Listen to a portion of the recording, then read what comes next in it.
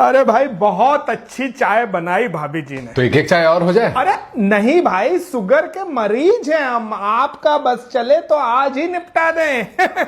ये कैसी बातें कर रहे हैं आप? हाँ, अभी आपको बहुत लंबा जीना है और समाज का कल्याण करना है। ये बात तो आपने बिल्कुल सही कही। समाज के कल्याण के लिए ही है हमारा जीवन। पता नहीं क्यों, पर मुझे लग रहा है इस बार चुनाव आप ही जीतेंगे। अरे जीत हार से फर्क नहीं पड़ता, जनता के दिलों में जगह बना ले, इतना ही काफी है। कहाँ हैं ऐसे आजकल नेता?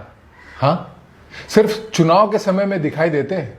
और एक आप है जो हमारे साथ कभी कभी बैठकर समय भी बिता लेते हैं और समाज के जो भी समस्याएं हैं उस पर भी बातचीत कर लेते हैं। अच्छा सुनो, चिंटू के स्कूल से कॉल आया था आज भी। नमस्ते भाई साहब। नमस्ते भाभी जी। तो सलीम के बेटे से आज फिर झगड़ा हुआ उसका? किससे झगड़ा हुआ? वो पिछली गली में रहते हैं ना सलीम भाई, उनके बेटे के साथ में। ये बच्चों के बीच में होता रहता है। नहीं नहीं, बिल्कुल नहीं।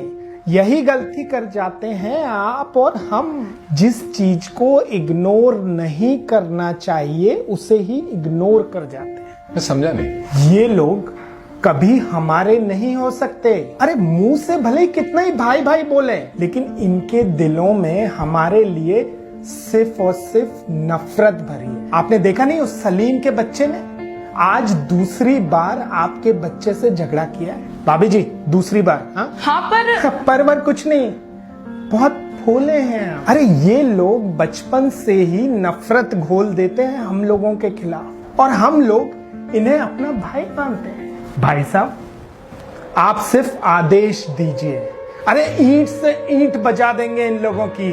अब आप भी यहाँ चुप मत बैठिएगा जैसे देश के हजारों हिंदू चुप बैठे हुए हैं। अभी जाना होगा, एक कार्यकर्ता का मैसेज आया है। लेकिन भाई साहब बस आप एक आदेश दीजिए, इनको इनकी औकात ना दिखा दी ना तो साला चुनाव लड़ना छोड़ देंगे। चलते हैं।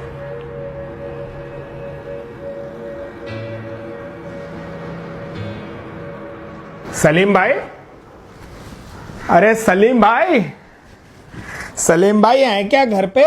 अरे नेताजी कैसे हैं आप? हम तो ठीक हैं, आप बताइए अपनी। सब खैरियत से तो है ना? बस सब अच्छा है, सब खैरियत से। बहुत बुरा हुआ सलीम भाई आपके साथ। मैं कुछ समझा नहीं। आपके लड़के को मारा गया? मेरे बेटे को मारा है। किसने? अरे सुरजीत के बेटे ने स्कूल में। अरे नहीं नहीं, वो तो बस ऐसे ही, वो बच्चों का होता है ना, आपस में थोड़ा सा खेल खेल में ही थोड़े झगड़े वगड़े, तो वो ऐसी कोई बड़ी बात नहीं। सलीम भाई बहुत भोले हैं, बहुत भोले हैं और आपके इसी भोलेपन का नाजायज फायदा उठाते हैं ये लोग।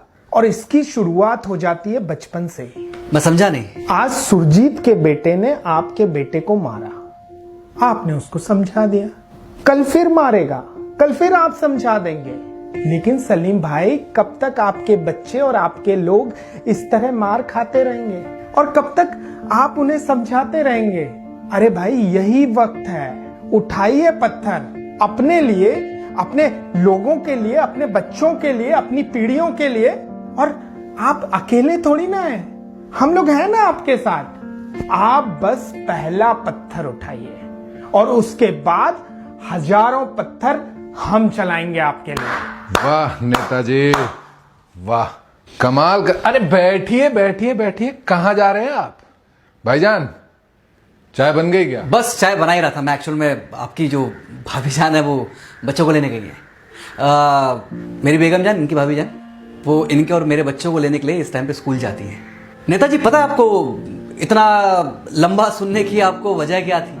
चुप तो मैं आपको पहले ही करा देता, लेकिन अगर मैं आपको पहले चुप करा देता ना तो बहुत से लोग आज इस बात को समझ नहीं पाते। एक जरा सी बात को कैसे दंगे में बदलना है, ये आप जैसे कुछ नेताओं से सीखना चाहिए। अरे सुरजीत भाई, हम लोग दूरदर्शन के जमाने के लोग हैं, जब ये रामायण महाभारत अलिफ लला एक साथ देखा जाता था। ये आज के सोशल मीडिया वाले नहीं है, व्हाट्सएप फेसबुक वाले, जिनको लड़ाना बहुत इजी है, हमें लड़वाना बहुत मुश्किल है नेताजी। बचपन से हम साथ हैं और हमारी लड़ाई अगर कभी किसी से हो जाती थी ना तो हम हिंदू या मुसलमान बिना पूछे एक दूसरे के लिए लड़ जाते थे। बिल्कुल सही बात।